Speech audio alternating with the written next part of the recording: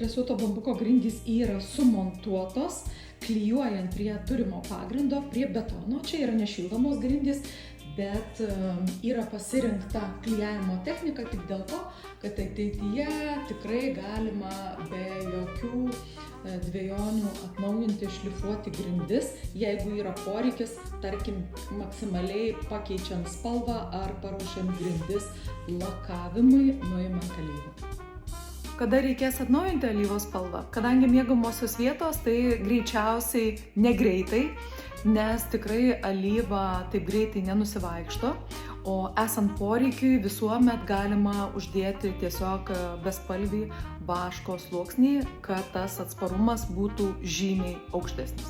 Tokiom natūraliom spardvėm aš visada rekomenduoju alyvuotas grindis, nes tikrai perteikiamas paviršiaus natūralumas, rupumas ir spalviškai yra tikrai plati gama.